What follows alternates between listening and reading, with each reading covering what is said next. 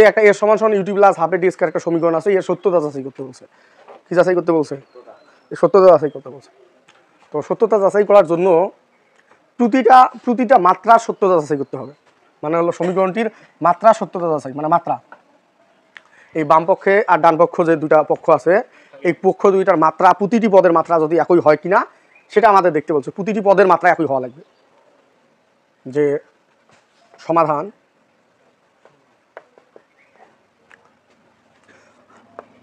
Left side, হ্যাঁ left side বা বাম পক্ষ যেটা আছে,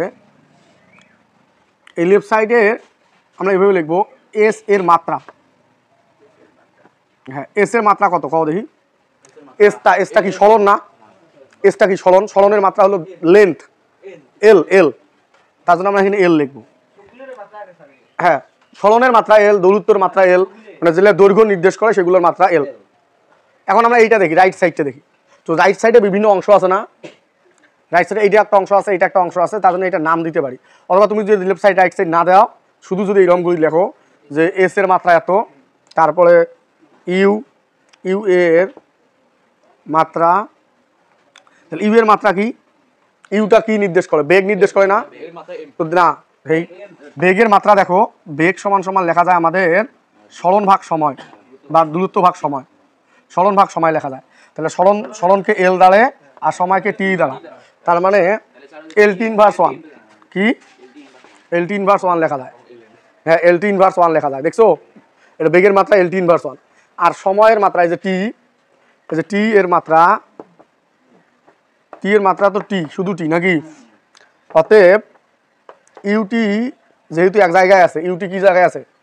তার জন্য ওইটা এক জায়গায় মাত্রা বের করতে হবে, এক জায়গায় থেকেই মাত্রাটা বের করতে হবে। তাহলে হ্যাঁ ইউটি এর মাত্রা, তাহলে এই দুটো গুণ করতে হবে নাকি? টি ইনভার্স গুণন এল না টি। তাহলে এই টি আর এই টি ইনভার্স কাটা যায়, টি আর টি ইনভার্স কাটা যায়, তাহলে থাকে এল।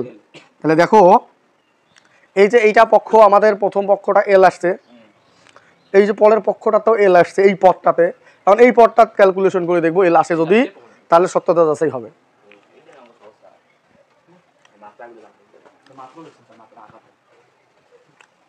মাত্রা, তাহলে এটা তোমরা বামপক্ষ কথাটা লিখতে পারো। দেবো বামপক্ষ দিয়ে কমা দিয়ে না হয় শুরু করবা, ঠিক আছে? তাহলে বামপক্ষ, যে বামপক্ষে এস আছে, এস এর মাত্রা, তাহলে এই জায়গায় তোমার ডান পক্ষ কথাটা দিয়ে কমা দিবা, কমা দিয়ে তারপরে যে ডান পক্ষের টপিকগুলো কাজ, বাম পক্ষের একটা টপিক কাজ হয়ে এল আসলো মাত্রাটা, আর এখান থেকে বেগের মাত্রাটা বের করে নিলাম, সময়ের মাত্রা বের করে নিলাম, এটা থেকে আমার আর একটা মাত্রা বের করলাম। এখন আমরা শেষেরটা দেখব। শেষে কি আছে? হ্যাঁ এই জায়গায়, হ্যাঁ তাহলে আমরা আগে এ এর মাত্রা বের করবো। কি করবো? আমরা বলবো আবার এ এর মাত্রা, ত্বরণের মাত্রা হলো এল-টি ইনভার্স 2 হয়, ত্বরণের মাত্রা এল-টি ইনভার্স 2 হয়। আর হ্যাঁ আর টি স্কয়ারের মাত্রা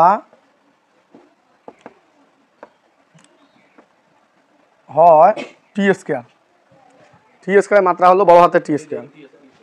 হ্যাঁ তাহলে অতএব এ টি স্কয়ার এর মাত্রা, মাত্রা সত্য যাচাই করতে বলছে যে এল আসছে। দেখো তাহলে এইভাবে আমরা শেষে একটু লিখে নাও, একটা লাইন লিখে নাও যে উপরোক্ত গাণিতিক ব্যাখ্যা হতে, লেখো উপরোক্ত গাণিতিক ব্যাখ্যা হতে বামপক্ষের মাত্রা, হ্যাঁ উপরোক্ত গাণিতিক ব্যাখ্যা হতে বামপক্ষের যে মাত্রাটা রয়েছে সেই মাত্রাটা, হ্যাঁ না বামপক্ষের যে মাত্রা লিখছো, আচ্ছা বামপক্ষের যে মাত্রা, ডান পক্ষের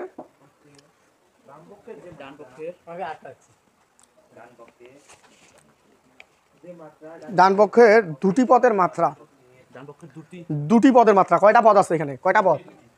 দুইটি পদের মাত্রা একই, হ্যাঁ হ্যাঁ দুটি পদের মাত্রা একই। হ্যাঁ অতএব সমীকরণটি সত্যতা, মাত্রা সত্যতা যাচাই করা হলো।